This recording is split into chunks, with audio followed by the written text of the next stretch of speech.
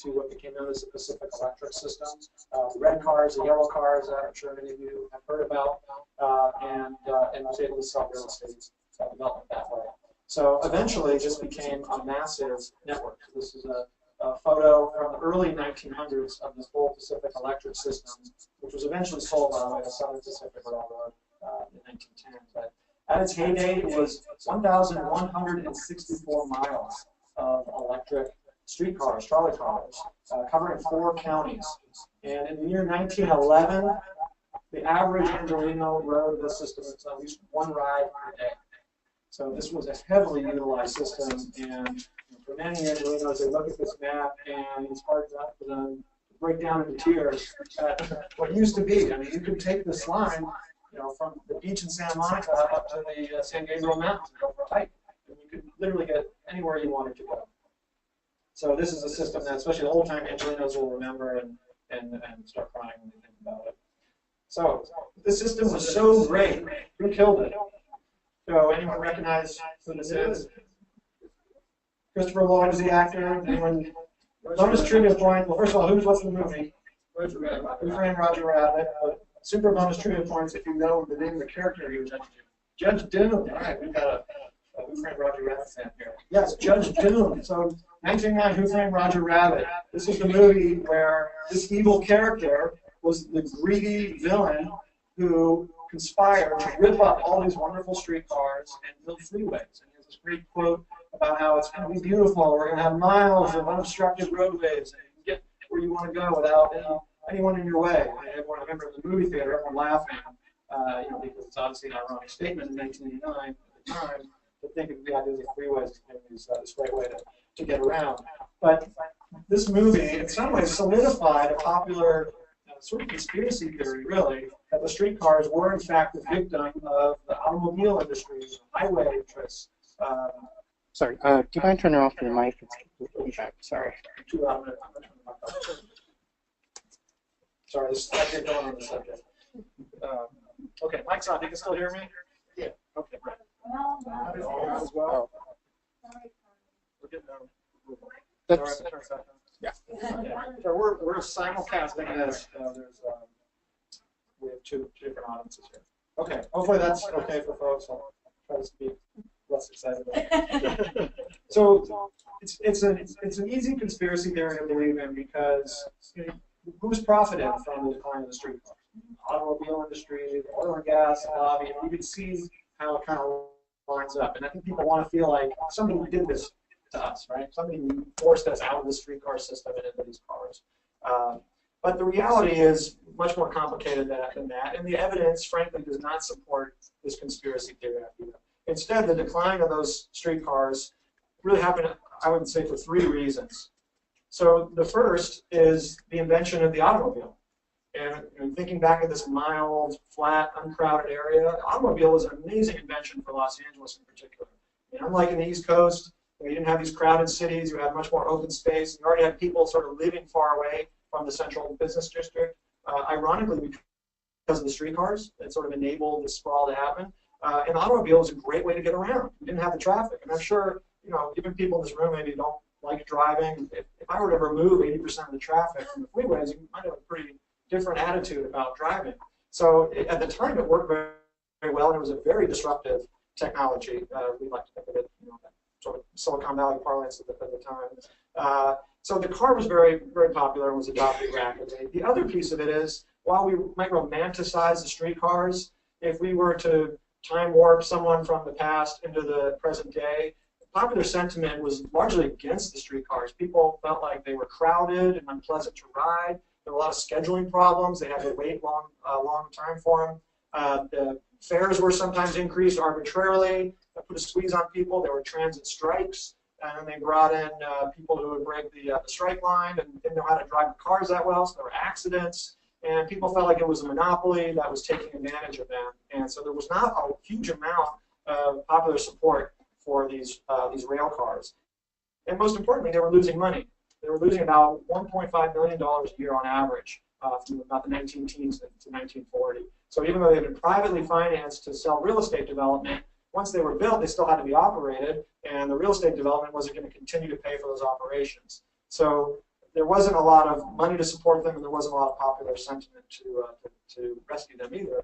And then I'd say the third reason why this streetcar network was dismantled was that policymakers here were favoring policies that were accommodating automobile usage.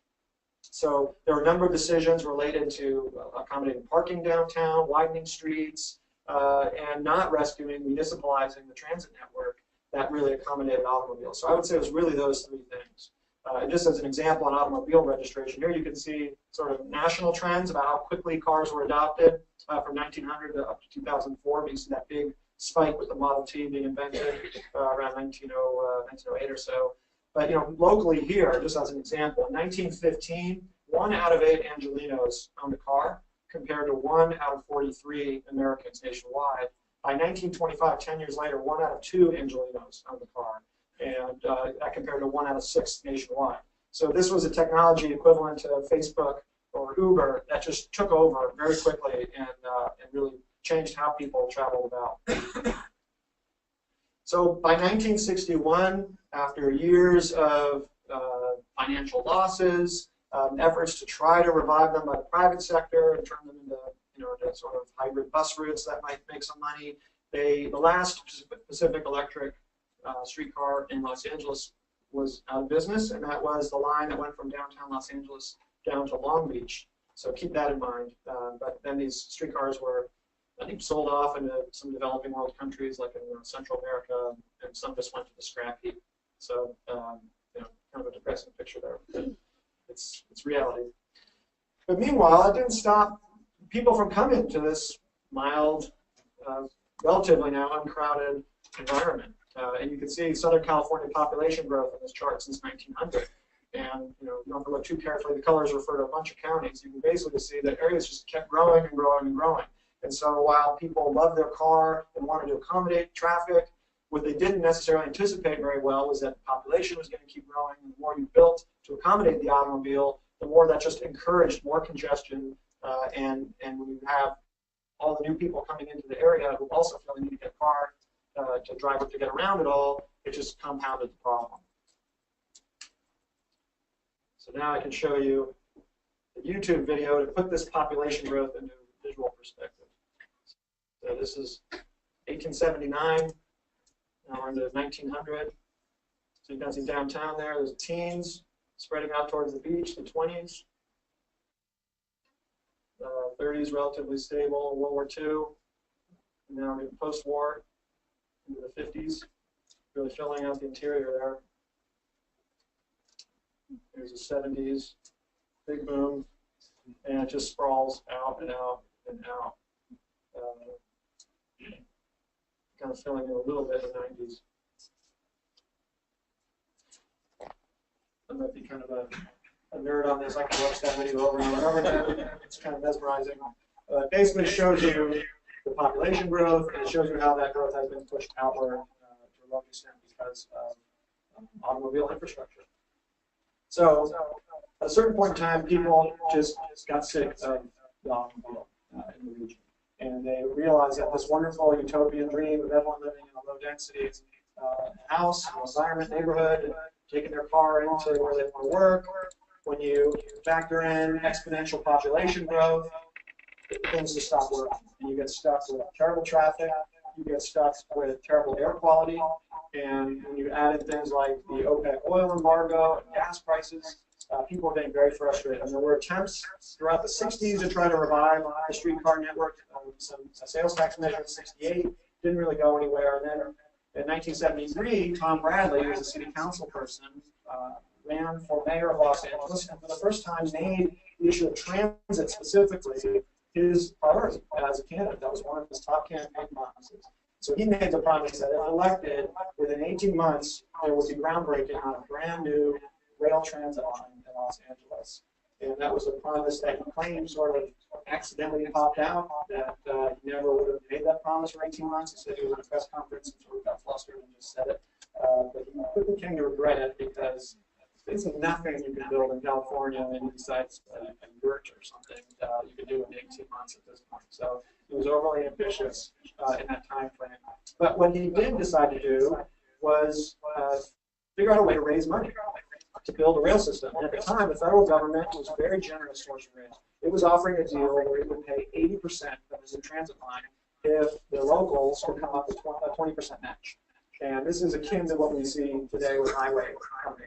Highway, if you're going to build a highway, you can expect the federal government to pay anywhere between 80 to 100% of that project.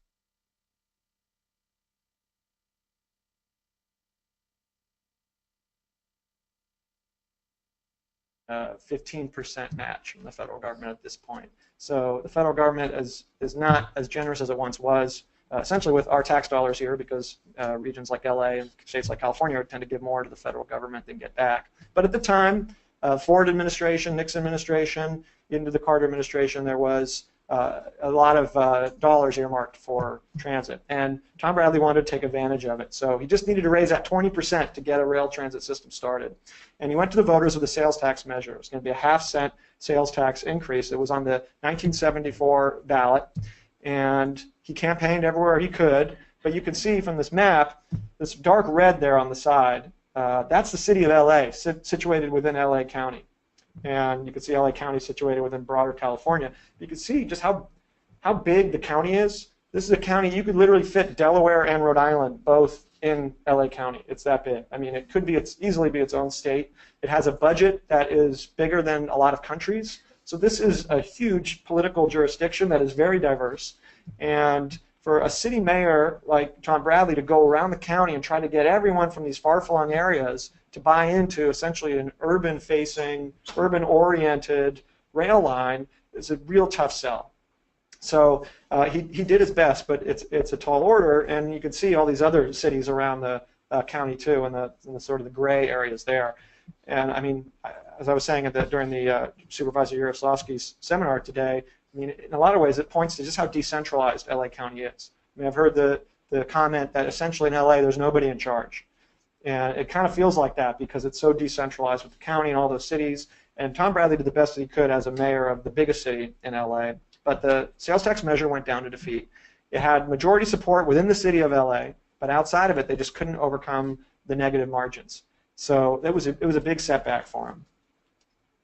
So meanwhile, he had to sort of regroup and think, how am I going to try to get something done? So he started working with the federal government and came up with this concept of something scaled back. Let's just do a quote-unquote starter line. And he drew a very broad brush here, as you could see, basically covering all the sort of population and political power centers from the valley on down to Long Beach, and came up with this idea of, can we just have a sort of downtown-oriented subway, and maybe the federal government will support it. But, you know, from the federal government's perspective, they were looking at LA having defeated these sales tax measures, that one in the 60s that I mentioned, plus the 74 one, and then there were another couple ballot measures that the supervisors had tried to put on in 76, and an advisory one in 78, kept getting defeated. So from the federal government perspective, they said, why should we spend a bunch of money on your metropolitan region when you don't even seem to want rail that badly?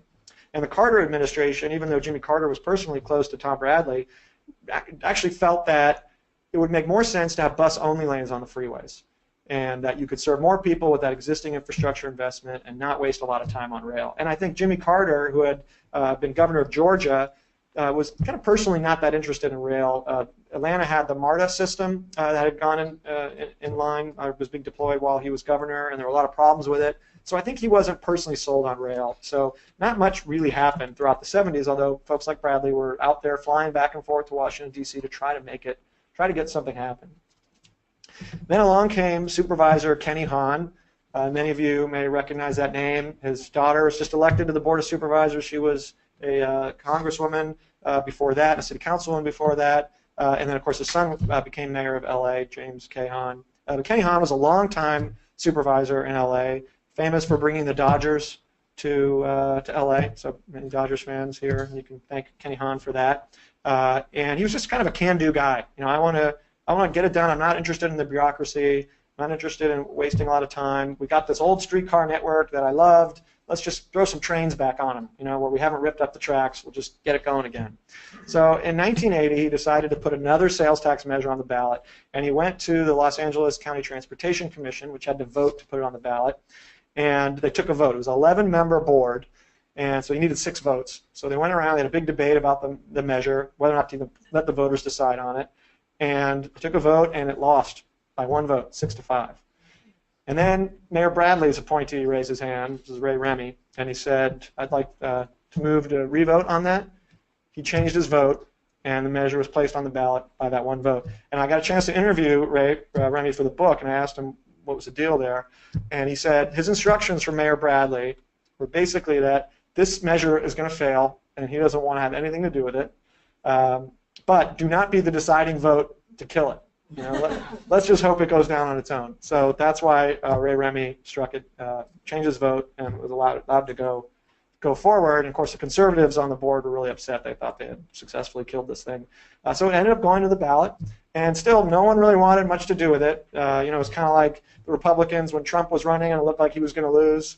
You know, they didn't really want much to do with him. And that was kind of the way all the transit backers were in LA. You know, we don't really want to talk about this thing. And Kenny Hahn raised something like $25,000 for a campaign budget. He was out there in the freeway on-ramps, handing out literature, trying to get people to vote for it. And lo and behold, in November 1980, when everyone was voting for Ronald Reagan for president, LA County voters for the first time voted to tax themselves 54% approval for a rail system to start. Now, one thing that's important to note about this is that Kenny Hahn had learned a lesson from those past failures. Those other ballot measures were very rail-focused. And as I mentioned, it's hard to get the support of the whole county when it's just sort of inter-urban or intra-urban focused rail system. So what Kenny Hahn did was make a more balanced ballot measure that had a 35% set aside for rail. It had a set aside for buses to keep the bus fares low for a certain period of time. And then it had a bunch of local return. So all those cities got something out of it, all those 88 cities in the county. Where they just got a certain, formula percentage return. They could spend it on whatever they wanted, fixing potholes or, widening this street or that street. And that was really key. And we actually, since then, there's been 3 more successful sales tax measures, and they've all followed that model. So, so that was really key. But of course, after it passed, all the transit advocates, embraced it, and we're super excited about it. And it really, this was the beginning of the modern rail system in LA. It really started with that 1980 vote. So now that money was finally available, the question was where to put rail. This is another map of the red car and yellow car and Pacific Electric system. So a lot of different rights of way you could choose from that were that had rail previously. But since Kenny Hahn, and I should say the one place they should have put it right off the bat was the Wilshire corridor. This picture I had to purchase for a couple $100 as a helicopter photo for my book. So I always like to use it. Anytime I give a presentation, I want to get my money's worth. The guy didn't go up there with his helicopter just for me, but that's how he makes his money, selling the prints. But anyways, you can see the density here. So, obviously this is a Westwood area, and that sort of condo canyon, and then Century City. But then I don't know if you can see, but out there you got that line down Wilshire, the Miracle Mile area, and then into downtown. I mean, basically where you want to put rail is where the density is, because that's how you get the ridership. That helps basically cover the cost of the investment. It's a very expensive way to move people, and it doesn't make sense to do it in a low-density kind of environment. You want to do it where the tall buildings are. So it's actually not that complicated. Anyone taking a flight out of LAX could probably be pretty good at citing a rail transit line. Just look for where the buildings are. Now, of course, this will be one of the last places that we end up building rail, although it's under construction now. But it's I'll be an old person by the time I think it opens. Hopefully not, but things take a while. But anyways, that's where it should have gone right off the bat. But since Kenny Hahn brought the money in, and since he represented the district to the south of downtown Los Angeles and down into Long Beach, to the victor go the spoils. So he got his pet rail line built first, even though maybe it wasn't the most cost-effective use of funds. Although I will say it's today one of the best performing light rail lines in the country. But this is what became the Blue Line, and it followed the same path as that 1961 streetcar that was the last one to go. So it's kind of a nice little bookend there that the last one was the first one to get resurrected. And he thought we could do this so quickly, we'll just plop it down. We can get this in time for the 1984 Olympics. Of course, it didn't open until 1990, but he was trying. And now we're hearing the same rhetoric that we're hoping the subway extension down Wilshire is going to open in time for possible 2024 Olympics. So Olympics seem to be a big motivator around here, at least for rail. But it took a lot longer than that. I mean, there were all sorts of logistical problems that people didn't realize. There was no experience building rail, modern rail in Los Angeles. And for example, the old streetcar lines, and then they were turned into freight. They had a sort of elevated rail bed, all that had to be graded to put in the new rail line. So for 22 miles, they had to shave this thing down. They had to put in crossing guards. City of Compton didn't want it coming through at street level. They wanted an overpass, and they sued. And that cost a bunch more million and delayed things. Every city extracted some infrastructure improvement out of it. So it drove the costs up and slowed things down tremendously. So that was a big challenge. And there also was a lawsuit that held up the revenue for a couple of years. Eventually, California Supreme Court resolved in favor of the rail backers and allowed it to just be a majority vote. Because as I'll talk about in a bit, now you need a 2/3 vote. But back then, 54% was enough to get it started. So Long Beach was the first. And then meanwhile, they had an opportunity for a second rail line on the Century Freeway, which is really the last big freeway built in LA. It was proposed in the 60s when people still were interested in freeways in an urban area. And then with modern environmental laws, particularly the National Environmental Policy Act, NEPA, it got sued. The project proponents were sued, the agency was sued, and it dragged on for about 20 years of settlement talks, litigation. And finally the settlement was, okay, we'll give you a freeway, but it's kind of a hybrid freeway. You're going to have a bunch of freeway lanes, but we want carpool lanes, and we want a transit way in the middle. Could have been bus, could have been rail, but from the transit agency's perspective, they thought, hey, this is a pretty cheap way to build. This is sort of a gift wrap rail line. We should put it right down the middle here, and this is great. It'll serve the aerospace industry south of LAX, which is really critical to fighting the Cold War, so that can't go wrong. And we'll bring people in from the eastern part of the county over. It'll be super cheap. We'll get it done super quick. Of course, it didn't happen that way. We won the Cold War, I think, although I'm not really sure with this last presidential election. But bottom line is the aerospace industry went out of business, essentially, went under, and so the employment logic went away. And then, meanwhile, it bypassed LAX to serve that employment district, so everyone in the region said, what in the world, you just built a rail line that bends down a mile from LAX and doesn't serve this major airport. So people ended up not being too happy about the Green Line. But meanwhile, Tom Bradley had a new lease on life for his downtown-focused subway project. So those other two lines I talked about were streetcars with overhead power, and this subway would be a heavy rail with third rail power from down below, which allows it to go a little faster and have more cars and carry more people. It's also a lot more expensive. So he wanted to get that going, and now because of that Prop A money from 1980, he actually had a revenue stream that he could then go back to the federal government and get some money from them. Of course, it was challenging because Reagan had been elected, and he and his budget director were very anti-rail transit, very hostile to it. And so that great deal of 80% to 20%, eventually it was under Reagan that it got whittled down to a 50% match only. So they really missed a window in 1974. I mean, if that sales tax measure had passed in 74, LA probably could have a rail network about 3 times as big, I'm guessing, because you had such a generous window of funding from the federal government, and things were just cheaper to build. The sooner you build it, the better. So that BART took advantage of that window. Washington D.C. Metro took advantage of that window. The MARTA system in Atlanta did, but LA kind of missed the boat. And by the 80s, got much less federal funding and had to compete with some other cities like Miami and others that were starting to jump ahead of them. So he had this route set up here, which sort of became nicknamed Wounded Knee because of the odd shape of it. So first of all, he wanted to serve downtown here, and he wanted to go down Wilshire, for those reasons I was talking about. I want to try to serve that density. But then he needed to get up to Hollywood and out towards the valley. So that might raise the question of why? Why go to Hollywood? Why go to the valley? I mean, certainly there's some density there, but what about these particular areas? Well, it turns out there's an important political reason, not necessarily a ridership reason. As I mentioned, the ridership is more down Wilshire.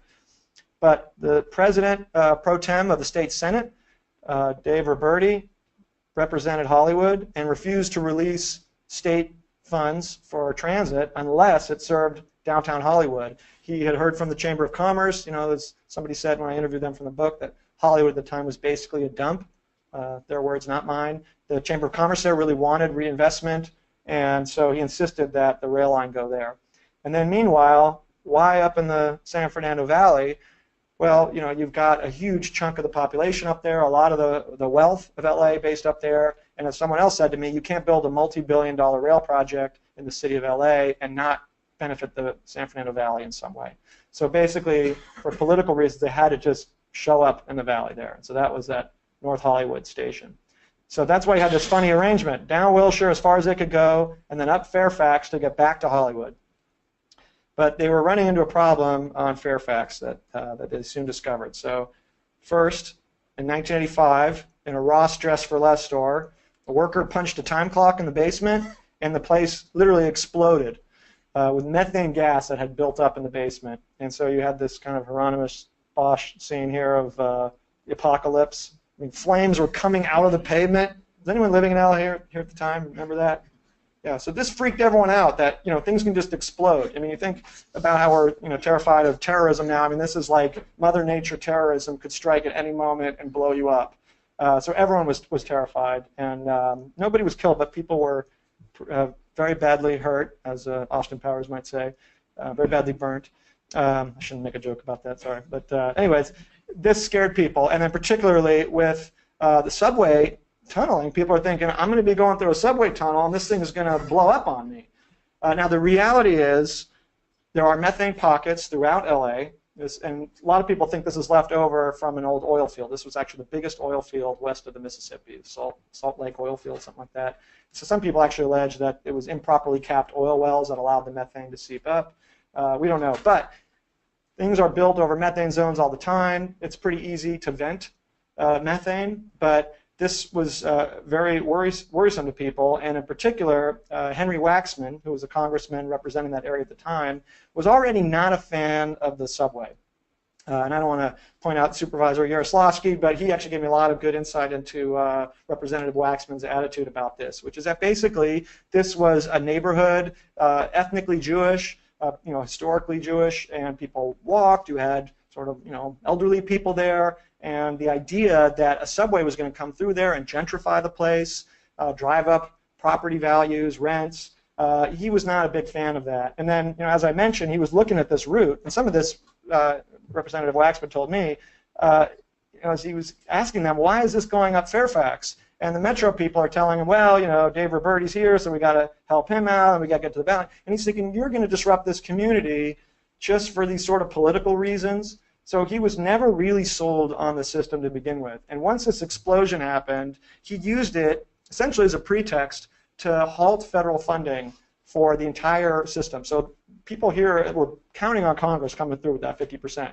All of a sudden they have a Democrat, a leading Democrat in Congress, and not just any Democrat, but one who has a lot of power within the caucus. I mean, you think about all the money that elected officials raise when they fly into LA. That's all in Henry Waxman's district. So if he doesn't like what you're doing, he can, as somebody said to me, draw your line, your funding line.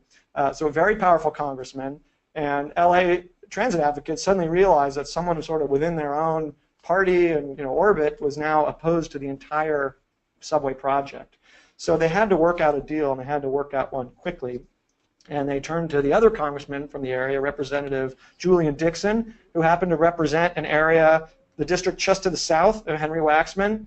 And they came up with a compromise. They labeled basically Henry Waxman's district a high methane zone, even though there actually was just as much methane in other parts of the city. And that was going to be a no tunneling zone.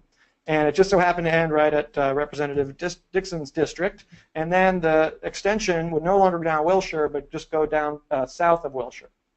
Because from Representative Dixon's perspective, he was happy to have the subway. His constituents were pretty transit dependent, and they wanted it. He didn't have those same issues around homeowner and neighborhood opposition. So that was a compromise. Otherwise, Henry Waxman had teamed up with a sort of a Republican, Bobby Fiedler from the Valley, to destroy Metro Rail. And at the very last minute, he told her, look, I'm out of this deal. I'm voting in favor of this compromise. And supposedly, the story goes that her face turned white with shock, or whiter, I should say, with shock. And so the project was able to go forward at the very last minute with this sort of sketching it out on a napkin in Congressman Dixon's office type of deal. So that enabled it to go forward, rescued it at the last minute, and then in 1986, not 18 months, but 13 years later, Mayor Bradley was able to be there for a groundbreaking ceremony. I would like to note that they only had $1 billion of funding, which would get them 4.4 miles.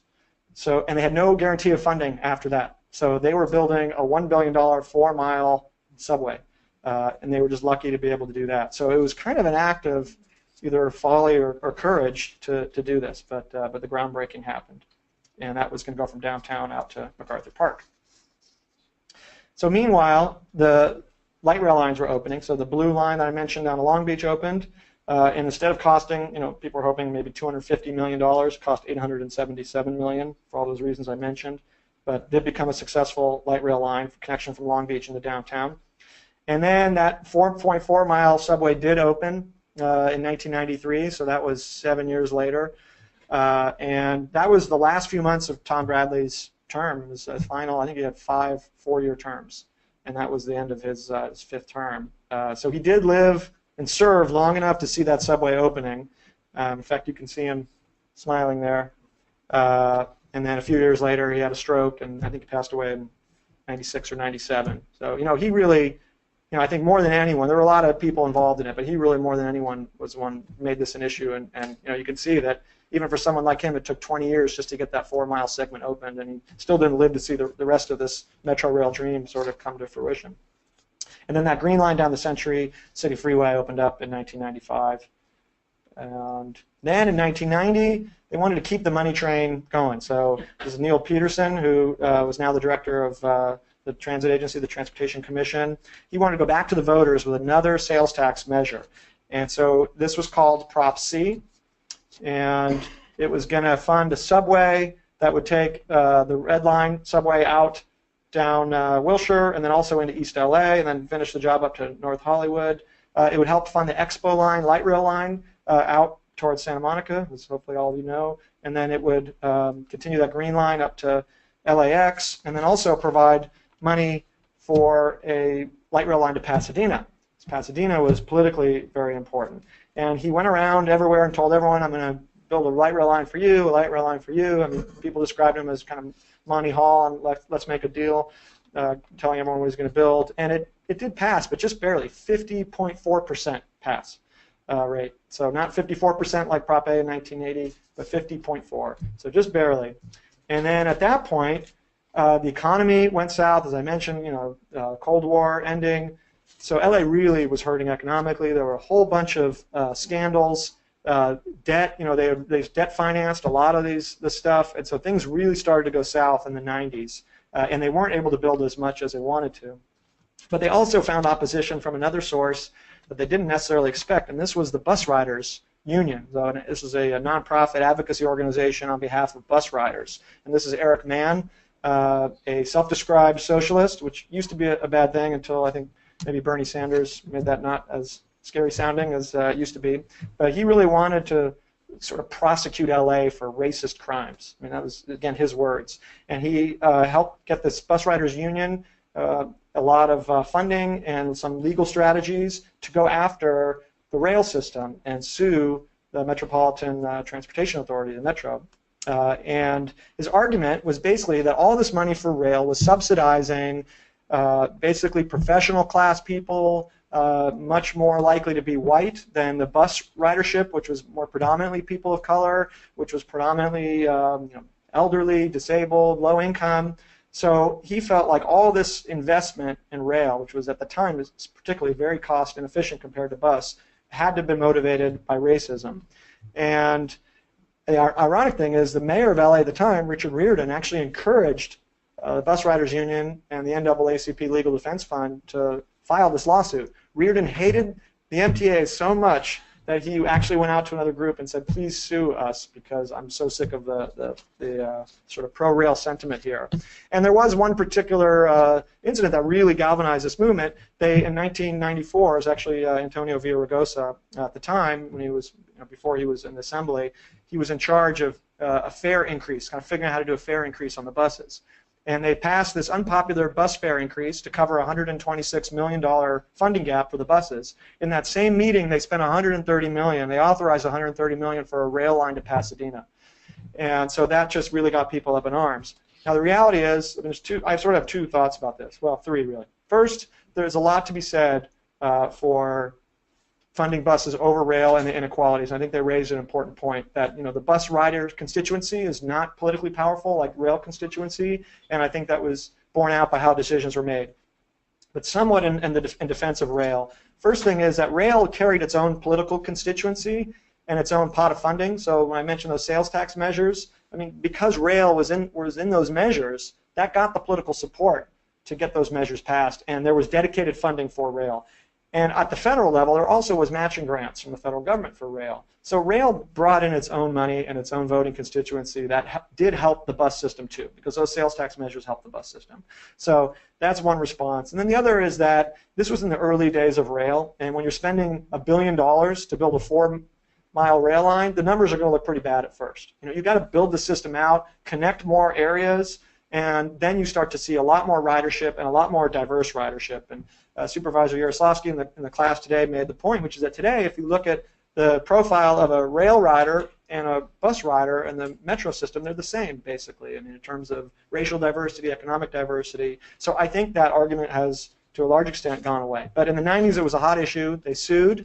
They got past summary judgment, meaning the case was not dismissed and would have to go to trial. MTA did not want to see their board members put on the witness stand, have to answer questions, and they were encouraged by their staff to settle. One of the MTA board members also sat on the board of the NAACP, which, as I mentioned, was one of the lawyers suing, and said, look, we just got to settle this. So they settled it in a way that was very counterproductive for Metro. They thought they had come up with a great solution. What it did was it spent a lot more money on buses, which is great for bus riders. More buses, it was less crowded. They invented things like, sort of for this area, those rapid buses that you see, and super articulated buses. So there was a lot of innovation on the bus side, but ultimately it was about $1 billion, and it did not noticeably increase bus ridership at all. Just sort of improved the service of ridership of buses.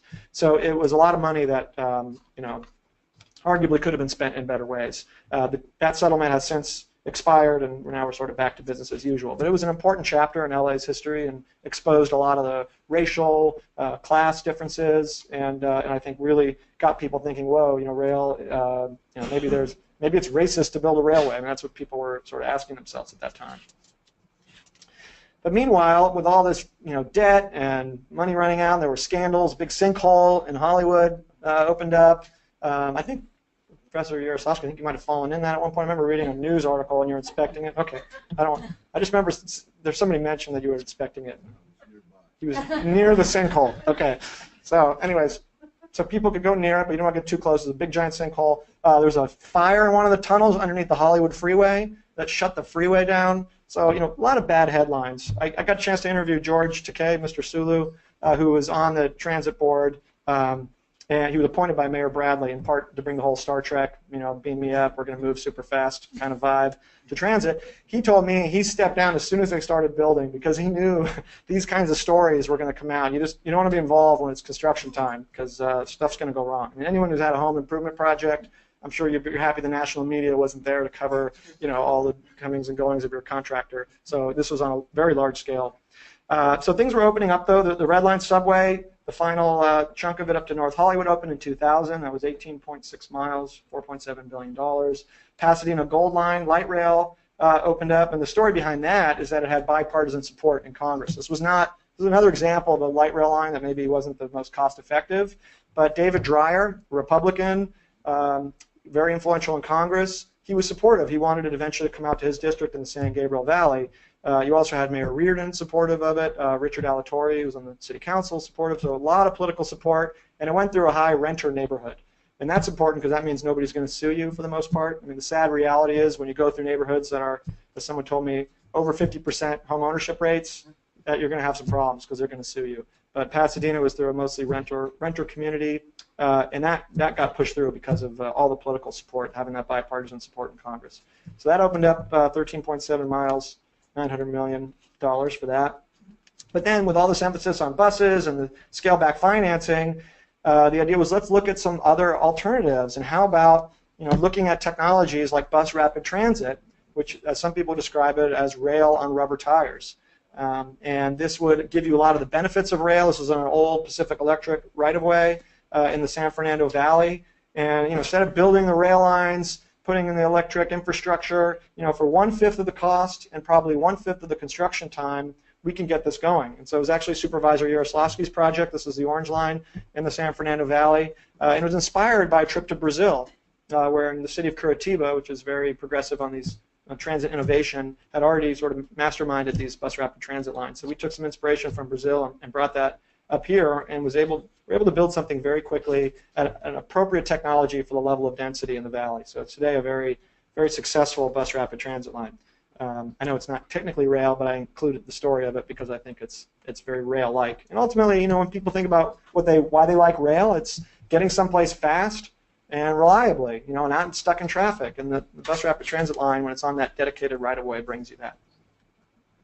Then in 2008, Mayor Villaraigosa, together with Metro, it's Roger Snowball, in the support of some advocates, Move LA was a big one on that, decided to go for yet another sales tax measure.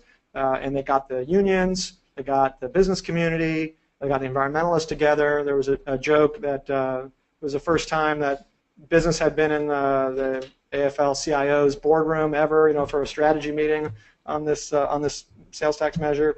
So now the difference was they needed to get 2/3 approval. That Prop 13 that passed in '78, you know, didn't apply in 1980 and 1990, but there was a follow-up ballot initiative and some Supreme Court decisions that made that now a 2/3 hurdle. So that's a tall order, and of course, for those of us who remember 2008, hopefully all of us, but not long ago, the economy was falling apart in November of 2008. But they had this subway to the sea project that the mayor had sort of coined, and they had a measure that had gotten a lot of pretty grassroots support, and then those powerful constituencies behind it. So while the economy was kind of falling apart, this passed with over 2/3 support, which is pretty amazing considering the last measure passed in 1990 with 50.4. And I think a lot of it is the advocacy, but also the fact that 18 years had passed, there hadn't been a lot of bad scandals, the Metro had basically been pretty well run at that point, and people were just really fed up with the transportation situation in the region and wanted something to happen.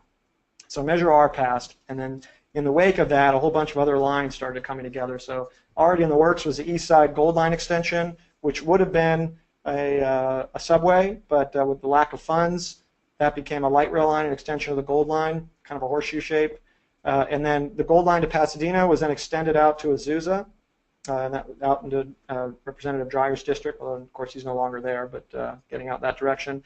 And then the big one was finally serving the west side where there's so much population density, getting that out, the Expo line out to Culver City by 2012, and then out to Santa Monica, of course, this past year. You know, and that line was held up a lot because of homeowner opposition. Rancho Park, Cheviot Hills, people there, had all sorts of calamitous ideas what would happen if rail went through. I mean, they thought people would hop off the stations and come into their house and rob them, as if people, you know, are going to be taking a flat screen TV onto a train after they rob a house. People were just, they had photos of train derailments and saying this is going to happen in our residential neighborhood. So a lot of hysteria around that, but luckily that opposition there was overcome, and the Expo line is running today. And now under construction today are 3 lines. So the first is the subway line down Wilshire, where, as I mentioned earlier, you know, really should have always gone, and that's heading out to La Cienega and then out to Century City. We talked about in the class the lawsuit that Beverly Hills High School filed against the subway. They're worried about trains 80 feet below the campus exploding or bombing the campus, or, you know, causing all sorts of problems. They've gotten defeated so far, but I think they're still appealing the case. But the critical thing about going under Beverly Hills High School is that that gets you right into the heart of Century City and serving all that those, you know, tall office buildings and the retail there. So I'm assuming that's going to happen, but that's under construction, and it doesn't affect the construction now because they're, you know, obviously they're way back from there. The other line that's under construction is the Crenshaw line that will eventually provide access to the airport, and it provides a north-south to sort of parallel the blue line. So now you're getting a kind of a grid-like thing. You've got the green line here, you got the Expo line here, you got the blue line, then you got the Crenshaw line going north-south. So LA is kind of filling into a grid of rail, which is pretty neat. So that's under construction. And then the other one is the regional connector downtown. So as I mentioned, those light rail technologies and the heavy rail technologies. So the Gold Line to Pasadena, if you wanted to ride from Pasadena down to Long Beach today, you'd have to take the Pasadena line to Union Station, walk downstairs, hop onto the red line, the heavy rail, go a couple stations, then transfer to the blue line, light rail, and then go down to Long Beach. So it's very inefficient. The regional connector will connect those two with a seamless one-seat ride, as they call it. And the estimates are that it will boost ridership across the system by 10%. Because also, same deal from Santa Monica. If you're taking the Expo line into town, if you want to get to Pasadena, you've got to transfer to that red line subway. So that's going to be important to connect those lines and also provide more downtown station access. And the big one, 2016 now, Measure M. So this was the fourth sales tax measure now. It's 2 cents on every dollar going to transit. So this was a big win here in November. Now I mentioned 66.7% approval for Measure R in 2008. This got over 70% approval in November. 70% of Angelenos said that they wanted to tax themselves for yet more transportation investments. And it will generate $30 billion for rail transit over the next 40 years. It has no sunset date. $2.4 billion for bicycle and pedestrian infrastructure. That gives $1.9 billion for Metrolink, and then also $2.4 billion to lower fares for seniors and disabled, and also puts a lot of money into local street improvements, state of good repair. So this was another grassroots type effort. Folks went around the region, Metro and Move LA folks went around regions that give us your priority wish list projects. We'll put it in the list, so when Measure M gets funded or gets passed, we'll know which projects will get funded. So I can just, if you guys want to get excited about what's in store for LA, I can read to you some of the priority rail projects. And this is a map that Metro put together that doesn't exactly show everything. So the first priority rail project will be an airport rail connector, getting you from the Green Line circulating through LAX. Second, Orange Line, bus rapid transit line connection to San Fernando Metrolink. Also an Orange Line bus rapid transit extension to the Gold Line in Pasadena. Extending out the Gold Line from Azusa out to Claremont.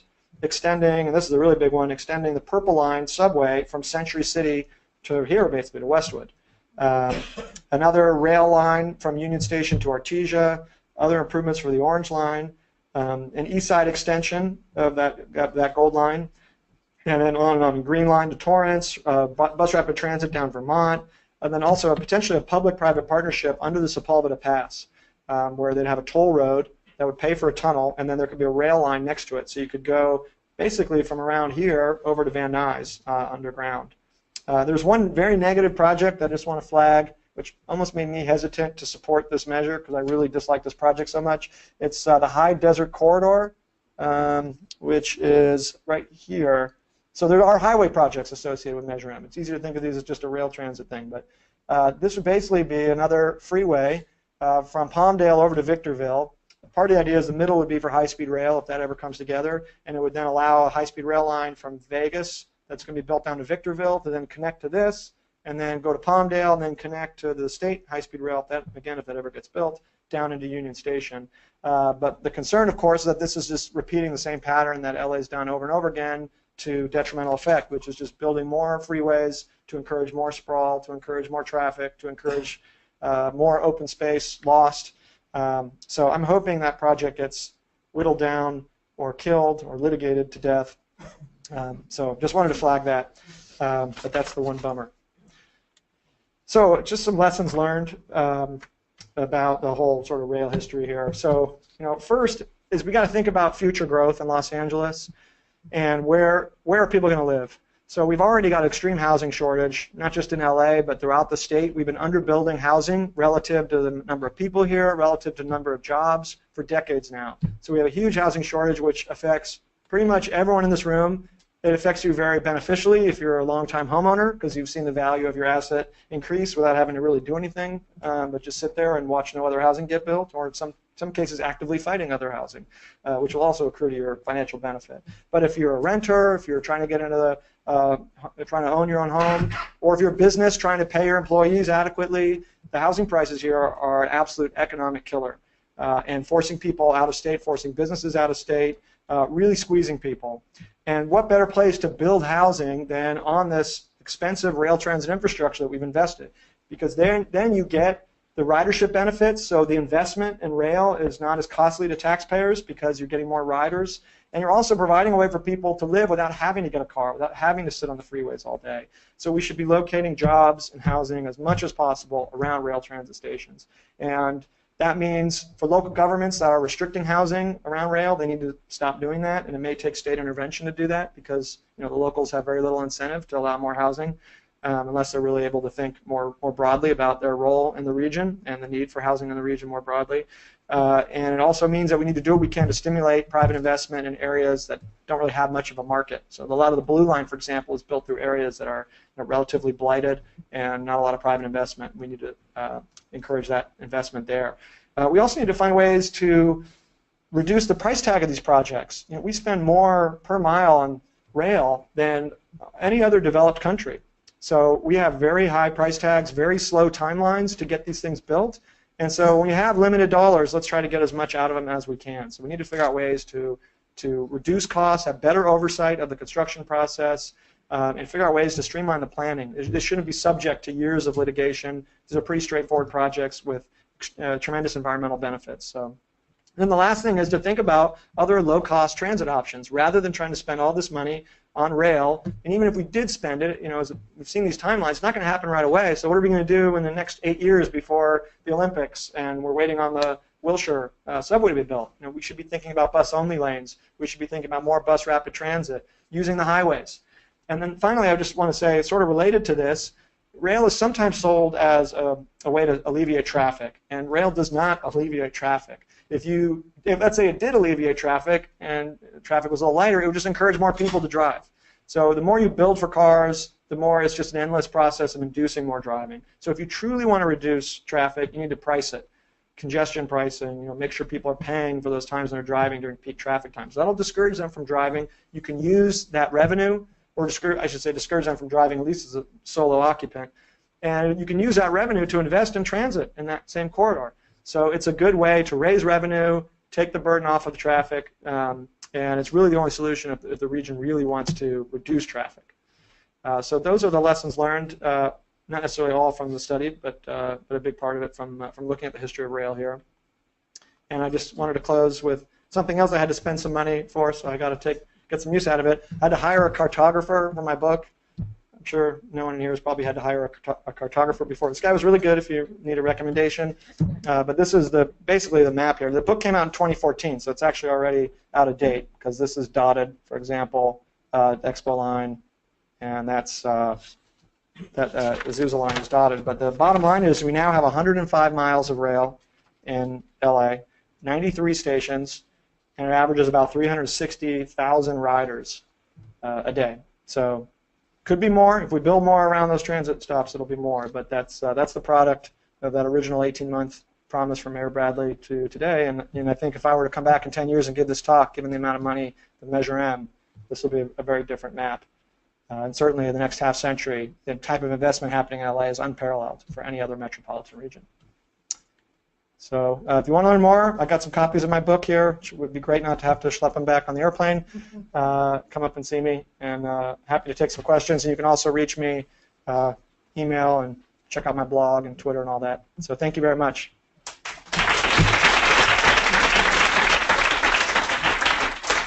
Question?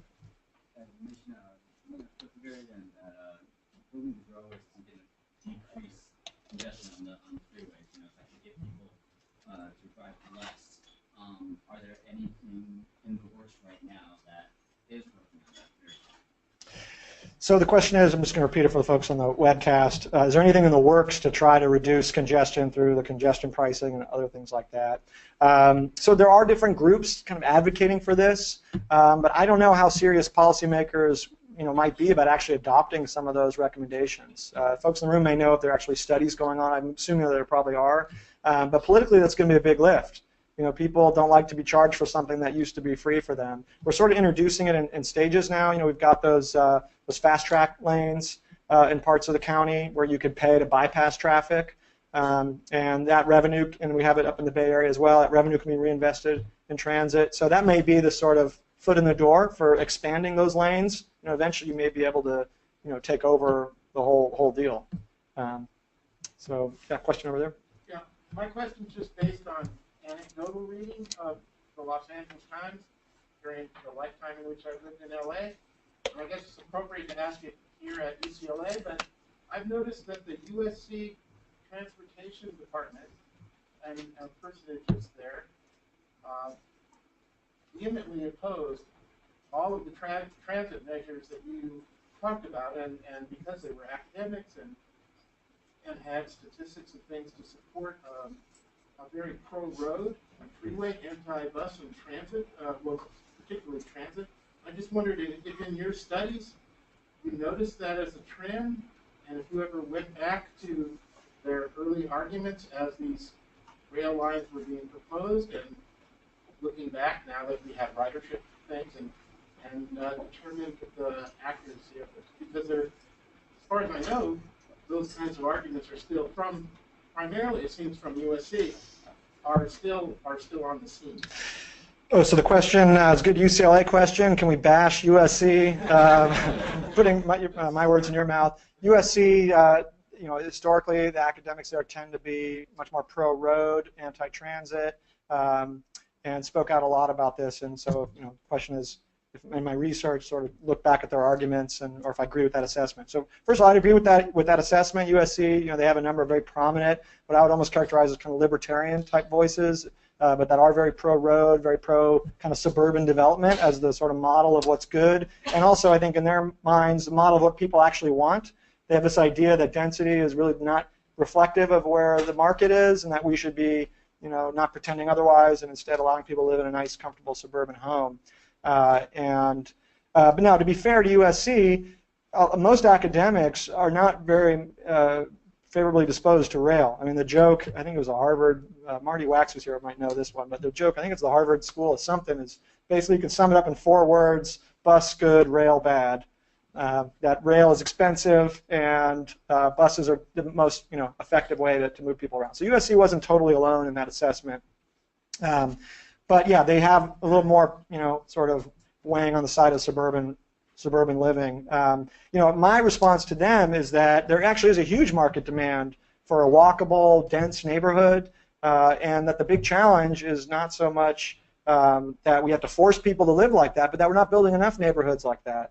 I don't think you'd have a problem in many parts of LA building more. It's the local government restrictions primarily that are keeping that development from getting built. So I think they're, you know, so I take issue with them on that respect. But it is true that rail is expensive, and you have to sort of look to other benefits that it's providing, because economically it's not necessarily going to be the most. So I mentioned your name, Marty. I'll let you ask the next question. It's not UCLA versus USC, especially it should be mentioned today because we're playing them in basketball in an hour. It was more economists and engineers at USC and planners at USC more in favor of rail. It was more disciplinary than institutional. And the economists and engineers were more concerned about the immediacy of the fiscal efficiency, and the planners were more concerned about shaping the metropolis over the long term. I think what you said is right, but it's more that Jim Moore at SC was an engineer, and Peter Gordon was an economist, and planners there. So just for those listening at home, the response from Marty Wax, who was there for a lot of these debates, and still is an important contributor to these debates, these were the economists and engineers at USC, less so on the planners. I think that is very true. I mean, they didn't necessarily have a vision as to how LA was going to grow. They just sort of looked at the data they had without sort of imagining, with population growth, you know, environmental pressures, everything else, how are we going to grow sustainably? And that's more of a planner type mentality. So, question? I'm doing my dissertation on public transit, but from a more humanities perspective. And I'm wondering if in your work you at all encountered kind of the conversation just surrounding like the social stigma of taking public transit in LA, and kind of the car culture that has developed here, and the way that aside from infrastructure, people have a hesitance to take public transit just because it's not the normal way of life in LA, and I'm wondering if that came up at all. So the question is, if I looked at the sort of social stigma of transit and some of the negative attitudes about transit, and it definitely did come up, particularly in that bus versus rail debate. You know, the idea was that, you know, for a lot of people, riding the bus is something they have to do. They spend hours, you know, commuting because they can't afford a car, and then as soon as they get a little bit of income, they can't wait to get their own car and leave the bus behind. So there is definitely that stigma for a lot of folks, I think, who ride the buses. And flip side, to get sort of choice riders, as we call them, to attract them to rail, you have to make rail pretty nice and safe and pleasant, well lit, all that. And so, you know, that is where a lot of people say, if we really want to see more ridership, focus on the bus riding demographic, because it's easier less expensive to lure them onto transit. They're already there, and you can get more people on transit. You know, lower the fares. That'll encourage more bus ridership, which we have seen, and that you have to spend a lot of money on rail to get those choice riders who could take a car. to go. But yeah, people, I mean, looking through the archives, some of the letters people were writing, some people had come from the East Coast, and their view of rail, back in the 80s was this a cesspool where, you can get mugged, and it was a haven for criminals. So there was a lot of the attitude in LA. People's frame of reference was a dark, dingy New York City subway, and they did not want that to happen here in LA. And I'm wondering if you looked at the Wilshire Boulevard bus only, the rush hour bus only lane, open the process of getting it approved, and whether in fact ridership has increased since it began. So question about the Wilshire bus only lane, and if I've looked into that. I haven't really been tracking that closely, so I can't answer too definitively, but I will say, I've tracked a little bit of that. I was living here at the time. It was open through, I think through past Santa Monica. I think it was at West LA. It was open for a little bit, and that was a big battle because it took away parking from the businesses there who liked that street parking. A dry cleaner wanted someone to pull over, drop their clothes off and go. So politically, it's very hard to take that lane away, even from parking. But a bus only lane down Wilshire, that's a very heavily traveled bus route. That's why the rail line there is the number one, absolutely. And so I know you can increase travel times a huge amount. It would be a low-cost way to do it, and it sounds like we might have someone who can answer. So I'll let Jody, you can weigh in. Yeah, good to see you in person, not just on Facebook. We do, the 1 mile bus lane on Wilshire did go away. We now have back from downtown almost to Santa Monica at rush hour only, and I don't know what the numbers are. Okay, all right, so just for those at home, Jody said we have it back to Santa Monica, and we don't know what the numbers are just yet. But speaking of ridership numbers, in LA and around the country, transit ridership is down. Do you have any thoughts on that? Where are we? I have to believe the future will be good because I have to believe that. Yeah. Well, so the question is, transit ridership is down nationwide. Why is it happening? Certainly down in LA as well.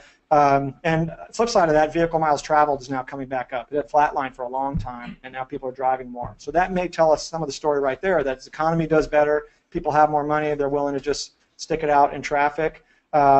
It could be related to gas prices being lower too, so the cost of driving in general may be lower, and as people have more income. So that could be one explanation. I wonder if these rideshare, Uber, Lyft has cut into it. I know for specific projects it has.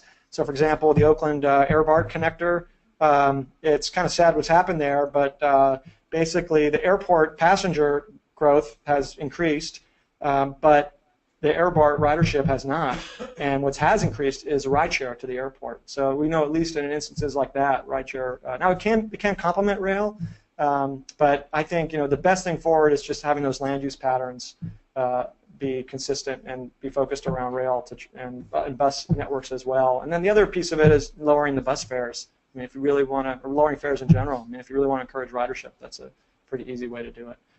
Question here.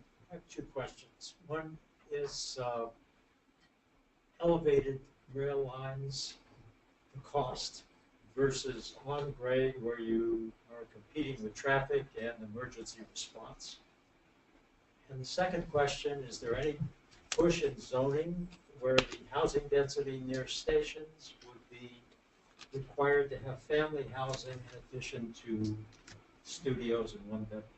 So question around elevated versus at-grade rail, which would get it out of traffic. So it's definitely building it on the cheap when you build rail at grade.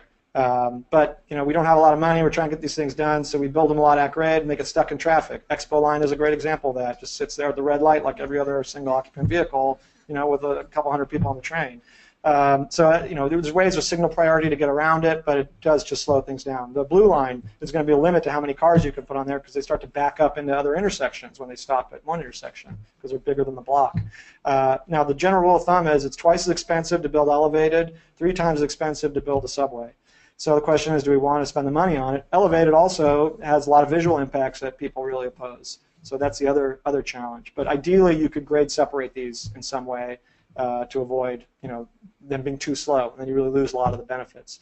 And your second question was on whether there's a move. The zoning around. Zoning housing. Yeah. So encouraging more multifamily housing around transit stations. So this is an area, family housing. Single family housing. 2, 3 bedroom. Well, like attached. Apartment apartments. 2 and 3 bedroom apartments versus student. Yeah, some of that is sort of market dependent on what what developers feel like they can make money on. But in terms of kind of requiring communities with rail stations to allow that type of development to happen, the Bay Area does have a policy at the Metropolitan Transportation Commission that conditions future spending on BART with local governments in that area rezoning to allow a certain type of development. And I was hoping that Metro here would develop a similar type of policy to essentially require Culver City, Santa Monica to have a certain level of density. I don't know if we necessarily want to prescribe 3-bedroom apartments versus 1-bedroom, for young professionals, kind of deal, or empty nesters. But at the very least, we need to relax the zoning limits on those areas, and I don't think the locals have much incentive to do it. So if Metro's not going to step up and sort of require that with the leverage of their transit dollars, then I think you're starting to see Sacramento take an interest in it. I mean, Governor Brown had that by right housing proposal where if a project is consistent with the local zoning, it basically gets entitled at the state level.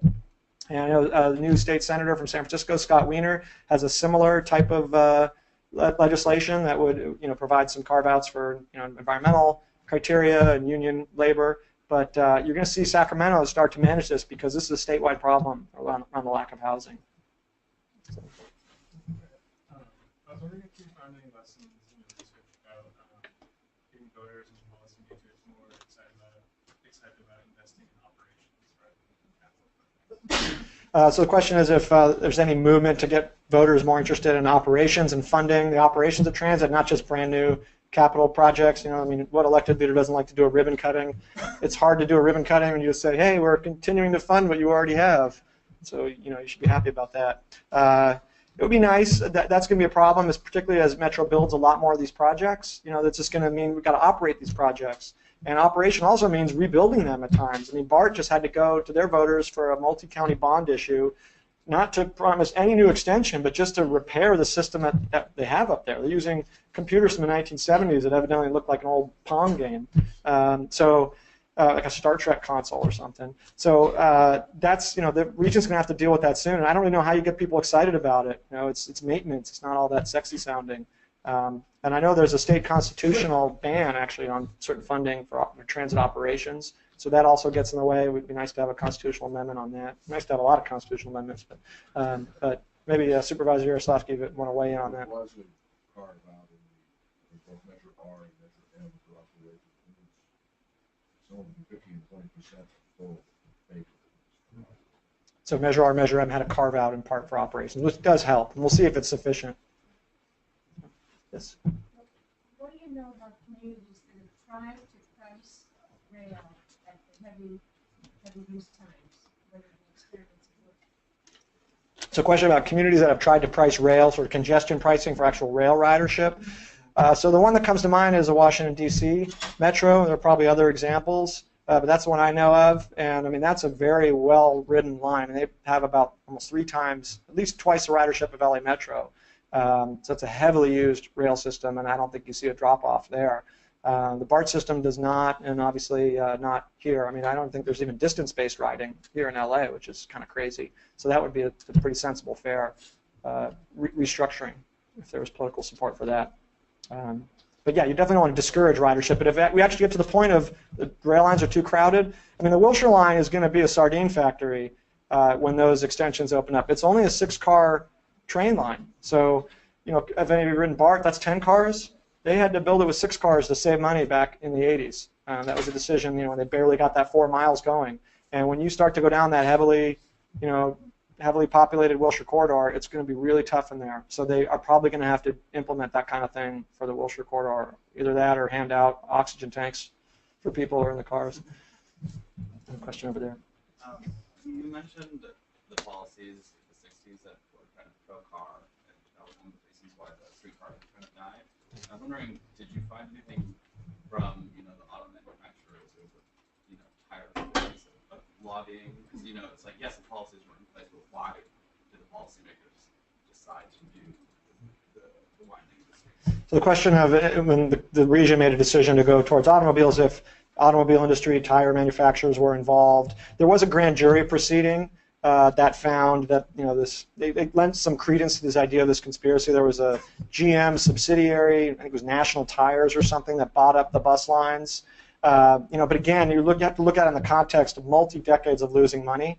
And after that proceeding, they dropped out, and that's when the Pacific Electric system died, because they were hoping to at least salvage it by transitioning to busways. Definitely, if you look at the highway lobby at the federal level, you've got a lot of interest behind that like that.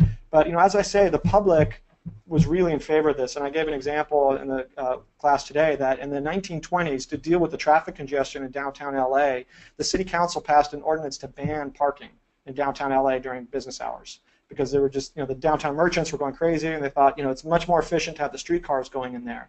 And the public was so outraged that in 19 days afterwards, they had to rescind that and allow 45 minutes parking. And then they also were able to pass overwhelming numbers, an early bond measure in LA in the 20s to widen the streets in downtown to accommodate more vehicles. So you just saw over and over again just popular support for accommodating the automobile. Certainly there were industries that benefited. I think they were very active at the federal level to get more highways funded. But certainly here in LA, there's a lot of industries in favor of rail transit. There are contractors, Tudor Saliba is an example I talk about in the book, that made a couple billion out of that multi-billion-dollar subway investment, and they're heavily contributing to local elected officials' campaigns. So I think there's industry lobbies on both sides, but ultimately you got to get voter support for this stuff. And for a long time in LA, the voters really wanted to just build parkways, these freeways, a sort of Judge Doom thing, and they liked that message until it stopped working. Question? Just to answer on the streetcars, there was 3 policies in the city of LA that destroyed the streetcars. Number one, if you had a streetcar line, you had to pay for the paving and maintain the paving on top of your own, so you pay for your competitors. Then you also had to pay property taxes for the rail line. You paid for electricity. And then the third piece was they started off in the 20s with AAA bonds, and the bonds went to junk status because they wouldn't let the transit companies raise the price a half cent. There was like a 2 or 3 month strike because it was over a half of a cent. So it was bad public policy that was destroying the street railways. It wasn't the purchasers of it. It was just why, on Vermont Avenue is a good example. Why have a street railway when you could take the rails out or pave them over and you don't pay taxes and have a bus? The people, a third of the ridership disappeared overnight, but you didn't have to pay the property taxes, so they could actually break even. This is sort of like McDonald's. He couldn't figure out how to make money with his franchise fee, so he owned the property. So there's those types of things that destroyed it, not these conspiracy theories. So the comment was that there were a number of critical policy decisions that really put a lot of burdens on the streetcars that sort of made them go under. And and I don't want to paint with too broad a brush. A lot of people were frustrated with the streetcars. There was a lot of talk of let's bolster them, let's invest in them.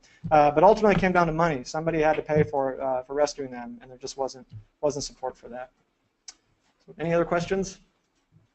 There's an online question. Oh, online question. It says, is it true that Prop A and Prop C funds are still not allowed to be used for tunneling? Why is this?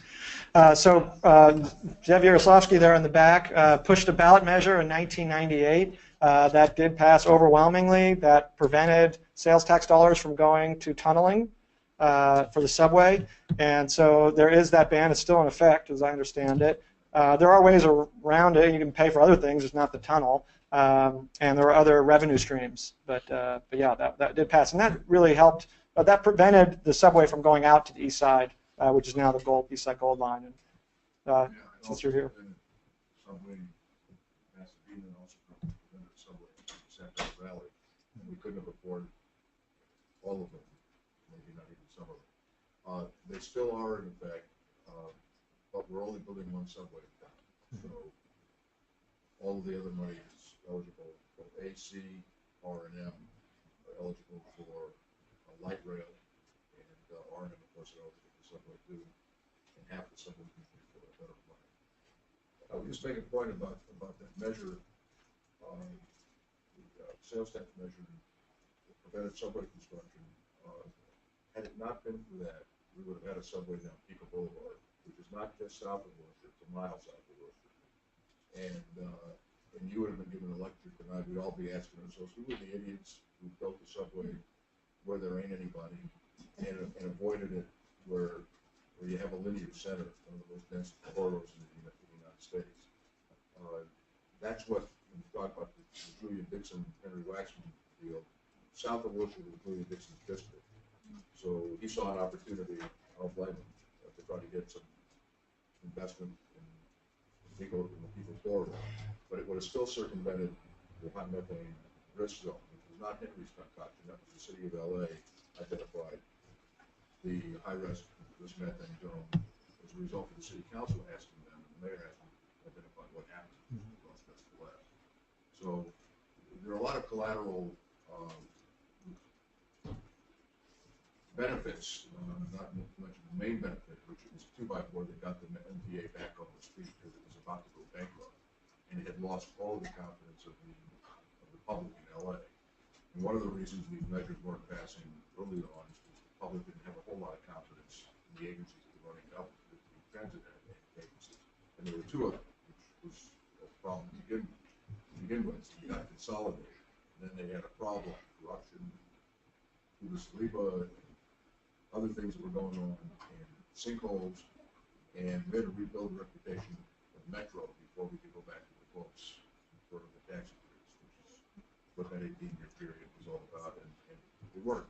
MTA, to its credit, turned itself around, and still has. So just for the questioner listening at home, Jeff Yaroslavsky wrote that measure that passed, just explaining that it did stop subway construction. We're able to build that subway down Wilshire because we have the other revenue streams, but it's just that one subway.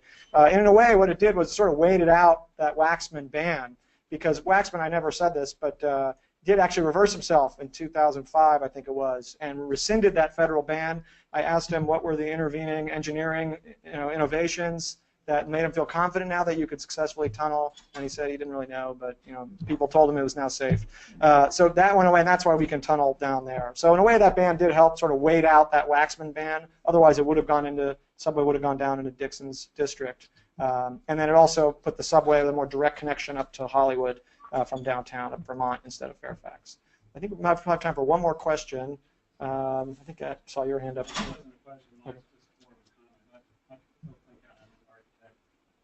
Working on light rail projects in different cities, 25 years, bus rapid transit, just about everything. And I really watched Seattle, here, I grew up in Washington, D.C. But Iowa, one of the questions was rail going to solve traffic? The way Iowa, the one thing that's missing when you put up a map of just the different rail lines, really rail, I like to tell people, rail is really the spine of the transit system. And what it does is give you a way to get quickly without traffic in and out. And then all the other pieces, from buses to taxis to bicycles to now Uber, are all part of that giant network. It's never gonna change traffic. I mean, we're adding another 10 million people here in about the next 20, 30 years. It's not gonna take cars off the road. So it's going to create alternatives for getting people around. And I always call it's also the great transit in its equity for people, like you said, who can't afford cars, can't afford to get around. We have somebody in our office who grew up here taking public bus to school. Grew up in South LA. So I'm excited about what's happening in Los Angeles. I really am. And it's fascinating to hear all. I've been growing up in all the politics. I learned a lot of things here, but I saw it in Seattle. One thing you didn't mention, I don't know if you know this. In 1971, Seattle had a huge bond measure. I forget what it's called now. But actually, they needed 66%, and this is by 1/10 of 1%. It was for a massive heavy rail subway system. It lost the funding when it was 80%, and we went to Atlanta. And now they're building rail. 3 years later, for much more, they're building light rail. It's amazing how quickly that's happening. So comment for those, again, at home or work, wherever you're at, about transit being the spine, the backbone, and also the comment about Seattle just missing out. And actually, LA just missed out in 2012 on a ballot measure, too, that lost by just, I think, 20,000 votes out of multi-millions cast. But it's very true. And as you look at this map of the rail system, I mean, there's a lot of people that are going to live nowhere near the rail line. So this is not going to serve everyone, and I think it's absolutely right. We still need good connections, whether it's Uber or a good bus feeder system.